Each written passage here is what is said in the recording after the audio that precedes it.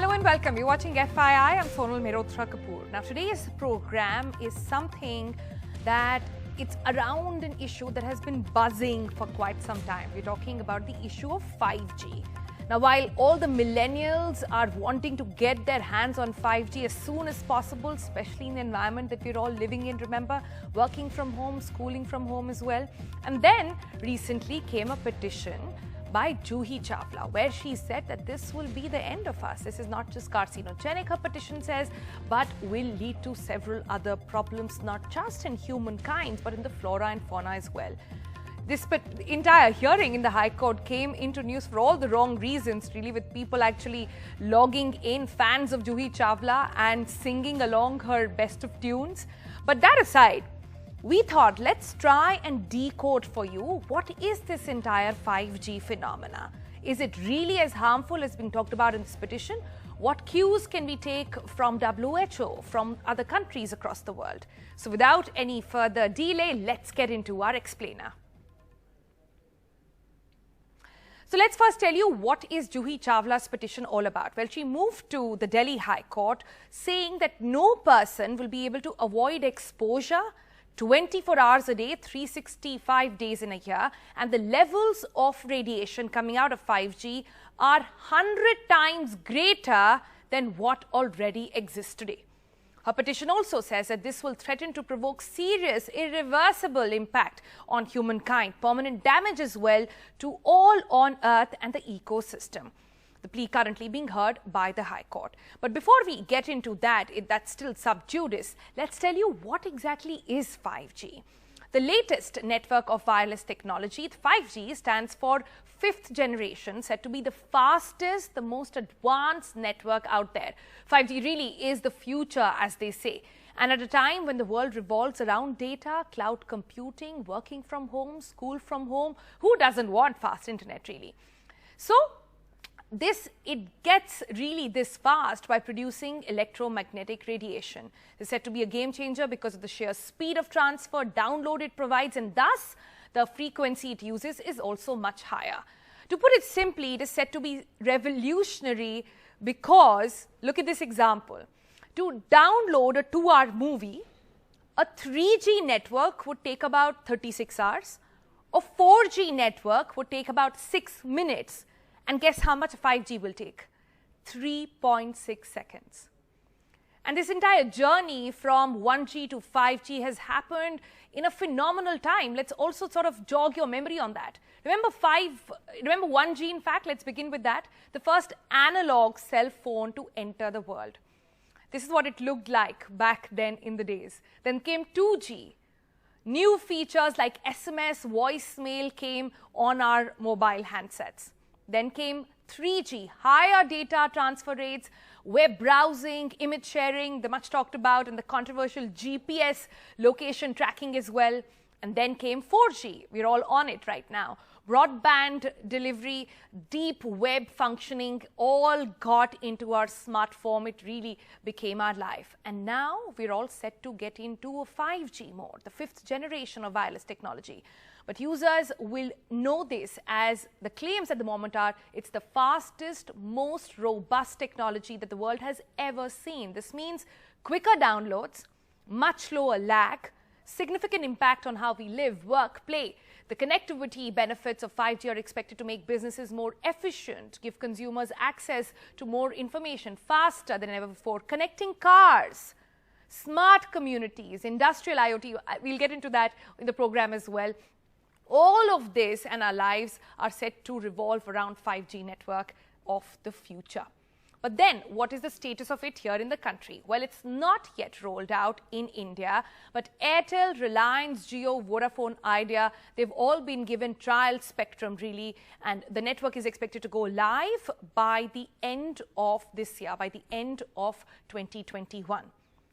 So if this is really such a big game changer, what are the concerns?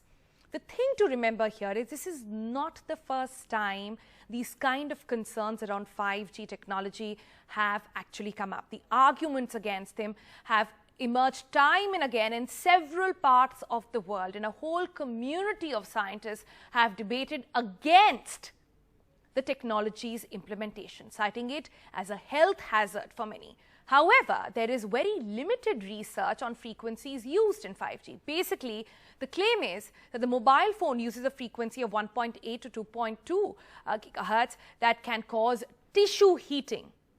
Tissue heating, what is that? That's electromagnetic energy causing slight rise in the temperatures that can impact your brain, it can impact your body as well. In a 2018 study done by a US national toxicology program, they found clear evidence that 2 years of exposure of radio frequency radiation from cell phones increased cancer. But this was done on male rats and damaged the DNA in rats and mice of both the sexes as well. There was another study done by the International Agency of Research on Cancer in 2011. This time 30 scientists from 14 different countries got together and they concluded that electromagnetic energy fields are possibly carcinogenic to humans. So this is what study is saying. Let's go by what WHO has to say. Well, WHO on their website on the issue of exposure to 5G currently says that infrastructures that are around 3.5 gigahertz is similar from already existing mobile phone-based stations. With the use of multiple beams from 5G antennas, exposure could be more variable as a function of location of users and their usage as well. Given that 5G technology is currently in an early stage of deployment, the extent of a change in exposure is also being looked into by WHO. It goes on to say that until now, no adverse health effect linked with exposure to wireless technologies has been found. As frequencies increase, there is less penetration into the body tissues and absorption of the energy becomes actually confined to only the surface of the body, only your skin and eye. All this is, remember, WHO saying, provided that the overall exposure remains below the international guidelines, no consequence for public health is actually anticipated. But having said that, WHO also says that they are currently conducting a health risk assessment from exposure to all sorts of radio frequencies, the entire range which includes 5G, but that study, we'll have to wait for that until the end of 2022.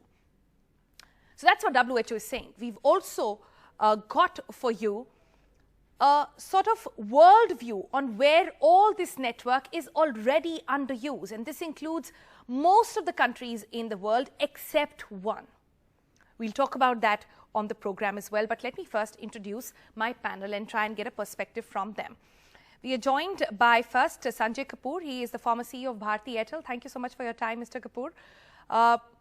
First up, lots of concerns, not the first time they have been raised as well. I'm sure in your time at Bharti Airtel, you must have addressed these as well. I remember doing a story several moons back upon how the 2G and the 3G towers in the national capital area were also causing cancer. And that time, I remember the CEO of Bharti, in fact, and even the heads at this point had said that I'm happy to have an antenna in my house to sort of get rid of the fears that it causes any sort of cancer or any related issue. But seeing what WHO is also saying right now, not giving a clear sort of go-ahead, saying we need to study more.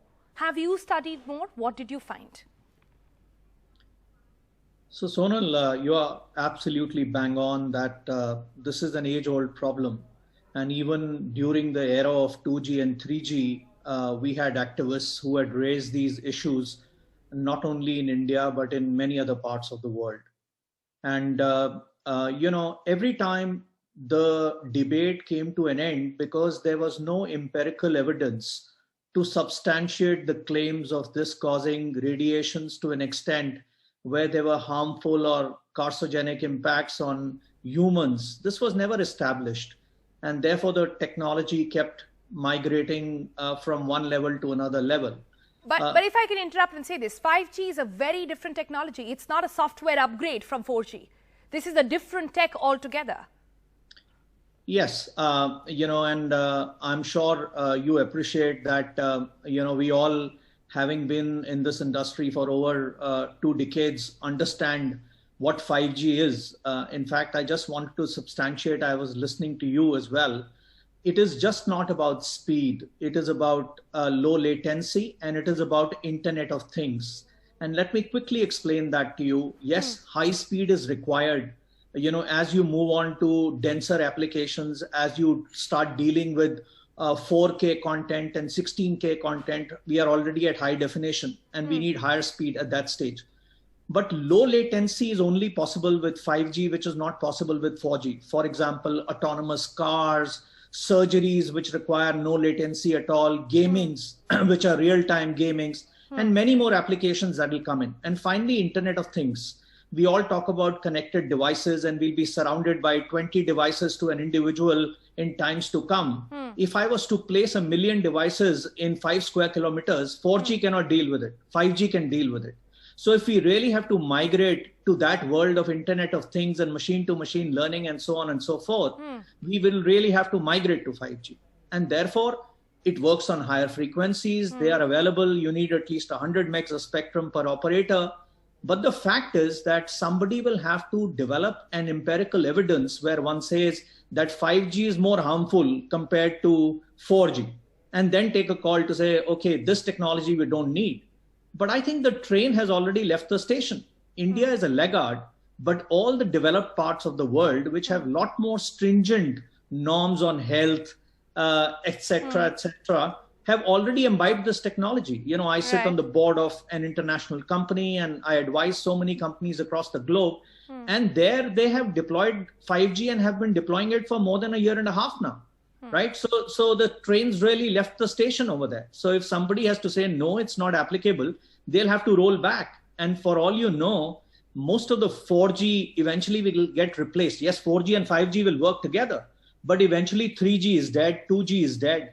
Will we go back to the previous era, or will we keep moving from 5G to 6G from here? Okay. Fact of the matter is that the first level of technologies that came in lasted for 10 years before we brought in a replacement. Today, the technology gets replaced in 4 or 5 years. I promise you, by the time we are midway into 5G, we'll be talking 6G. All right. I actually wanted to specify that, and I interrupted you because I want viewers to actually take note of that more than you and I. But happy to have your perspective on board. Thank you so much for joining us, Sanjay Kapoor, on FYI. Let me move to my other panelists now. We've got Pankaj Mohindru joining us. He's the chairman of India Cellular and Electronics Association. We've got Ashutosh Srivastav. He's the advocate in Supreme Court and the one fighting Juhi Chawla's case. And we also have back with us on the program, very delighted to have Dr. Mahajan back with us to get a sort of unbiased view, just a technical view on where things stand, not listening to parties, but science and medicine over here. Okay, so let me give you the first work, Dr. Mahajan. I just laid out some of the concerns that have been raised on the 5G issue. Do you have yours? What is your take on this? Well, thank you, Sonal, for having me back. And let me say that these concerns about non-ionizing radiations have been there. I've come on NDTV multiple times. I think the last 15 years, the program's been done by different anchors where this has been a concern, and rightly so, especially since from the early 2000s, today we actually use our cell phones so much more. It's a ubiquitous device, and from using it for maybe, 2 hours, 3 hours a week, we are now using it maybe 6-8 hours a day. Yeah, my average screen time is 10 hours a day. That's you need to reduce it. I must tell you that. Okay. So, not necessary. Having said that, You can use it for 24 hours. And you yourself have mentioned the WHO saying that even for 4G and earlier, even though there is a slight matter of concern, but there is no clinching evidence, which we should have got in 25 years, that these 2G, 3G and 4G have been around. We haven't got that. These cell phone towers are there, they've existed, and there is no known evidence which says that there is a cause and effect relationship. As regards the cell phone itself, the instrument and the duration of use per day, there have been some reports where they say it may actually lead to development of brain tumors. That again hasn't been substantiated by studies done over a long period of time. Right. But Dr. Mahajan, I want to ask you, sorry, just to interrupt over there. When you say cell phones and longer duration of use of cell phones, there are some studies that related to brain tumor. At the end of the day, it is just a device which is emitting radiations, right? So wouldn't one think that the two are actually related? No, see, when you have a cell tower, that is actually very distant from you. And as you go a few meters away from the cell tower, the energy drops dramatically, number one. Number two, there are actually regulations in place as to what level of power, let me put it crudely, these cell towers can have. It can't go beyond that. These are international norms. And I do believe that even in India, these are very stringently followed. I'm very happy you've mentioned this. I'm very happy you've mentioned about the distance between the tower, because I want to bring in Pankaj Mohindru on this point. Just for the benefit of our viewers, again, I want to say 5G is basically a limited coverage area, right? 5G tech, how it works is that you need to be closer. You need to be closer to it, and correct me if I'm wrong, but it does not transmit longer or large areas. But if you want a good 5G network, you have to be in the vicinity. So you have to be somehow closer to it. There are lots of demos being done with speed tests all over the world, and I was watching some before the program where it dramatically dropped the minute you went around the corner. So if you want to access 5G, you will have to be closer to the tower. Isn't that a risk? No. See, unfortunately, all that we've discussed is completely irrelevant. How?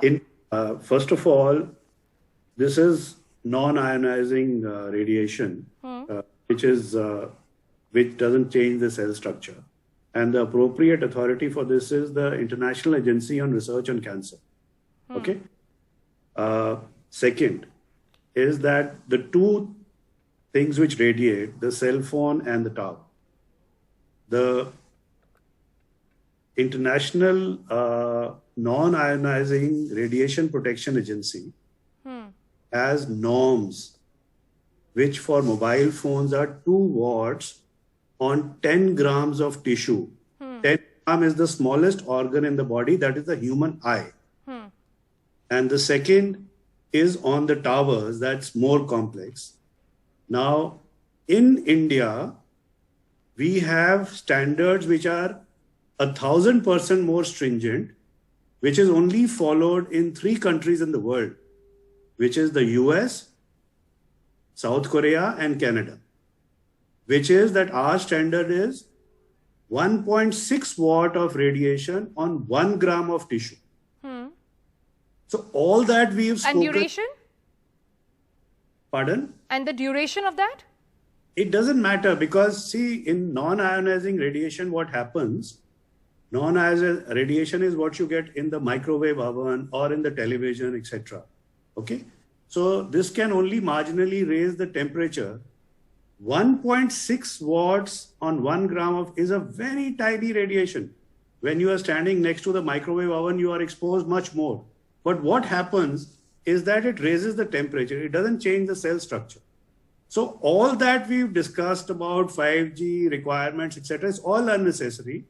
India has standards on the CPE, which is the handset, and on the tower, which is 10 times more stringent than the rest of the world, which was a very horrible overreach because of, the shrillness and that, the mob rules India, as they say.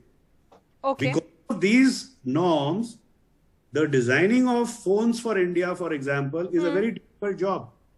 Because while in the US and South Korea, you have... I get that. I just put a graphic also on screen which talks about most of the countries around the world which are actually using 5G. Belgium being the only one which it doesn't matter whether it is 5G, which 4G, have 2G, banned 1G. it, and Belgium is very crucial. Why is also No, it doesn't what matter. we will... It doesn't. It's the amount of non-ionizing radiation which matters. The technology doesn't matter. You can have 10G also.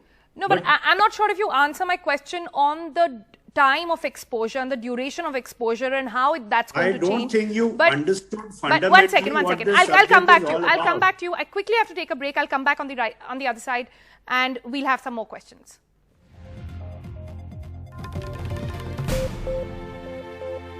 Welcome back. We are discussing the controversial 5G network. Is there merit in the case that has been put in by Juhi Chawla? We have her lawyer with us today as well, Ashutosh Srivastav.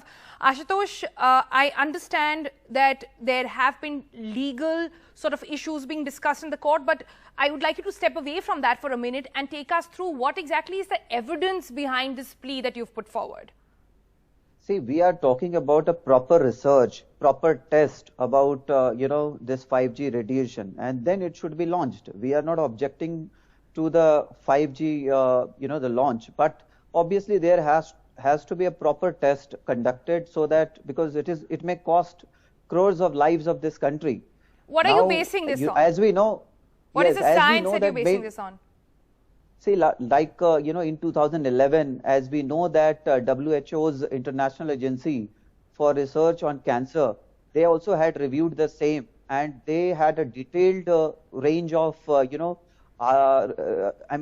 radiations that was from 30 kilohertz to 300 gigahertz and that was tested on humans as well as the rats, and it concluded that the radiations are possibly carcinogenic to humans. That is, it can cause cancer.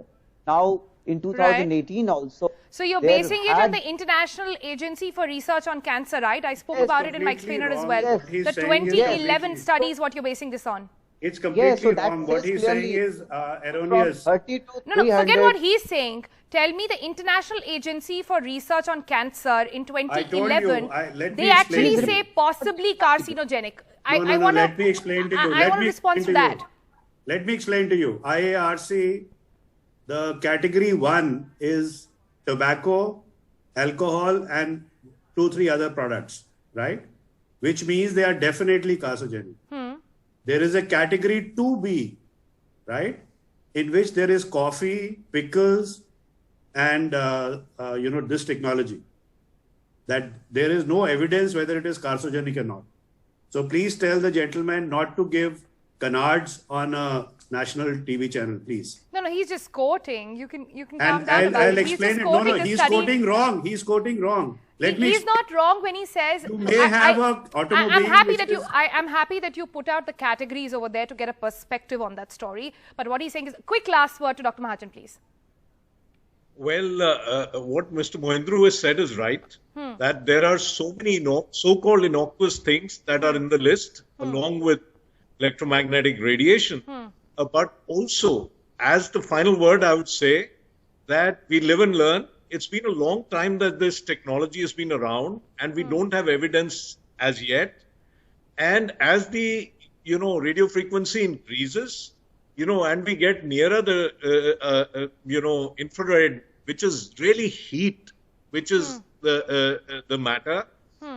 I would say that we should limit our use of the cell phone or such devices as much as we can. Use hands-free. Be cautious.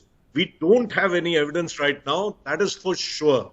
But whether 20 years from now we learn something more, that we'll know only in the future. Right now, as the expert committees and the experts say, there is no scientific evidence which links 5G or 4G. 5G has been around just 2 years, but the earlier radiation with cancer. Couldn't have said it any better. I think it's a good note to end the program on. I'm sorry, I'm completely out of time. We'll come back to this later, hopefully. Thank you so much for joining us on this program. We will get back to this issue because there's really so many questions still around that. That's it for today, though.